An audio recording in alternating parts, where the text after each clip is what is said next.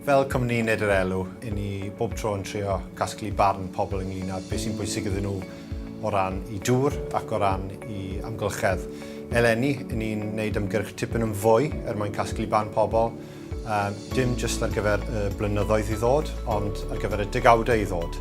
Dyn ni'n rhedeg ymgyrch ar deledu ac ar radio, ar ITV ac ar S4C, ond dyn ni hefyd yn gwneud pethau mwy arloesol.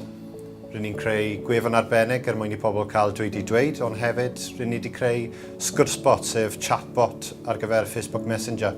Mae'r gwefan yn un hawdd i ddefnyddio, mae pobl yn cael cyfres o 9 cwestiwn gyda animeiddiad syml, le maen nhw'n darllen ychydig am yn gwaith ni, ac wedyn ni'n gofyn iddyn nhw dweud pa mor bwysig yw hynny yw i cymunedau nhw ac iddyn nhw yn bersonol.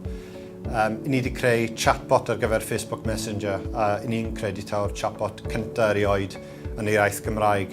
Mae Facebook yn gyfrwng, mae lot fawr o bobl yn defnyddio ac mae fe'n gyfle i cyrraedd pobl falle nad ydyn ni wedi cyrraedd o'r blaen achos bod y technoleg mor agored iddyn nhw cael dweud i dweud. Felly mae'r holl wybodaeth ni'n casglu, holl barnau ni'n casglu dros yr haf yn cael ei bwydo mewn i helpu ni greu cynllun busnes sy'n wir yn adlewyrchu barn pobl dim jyst ar gyfer y blynyddoedd i ddod, ond y degawdau i ddod. Felly mae'n holl bwysig.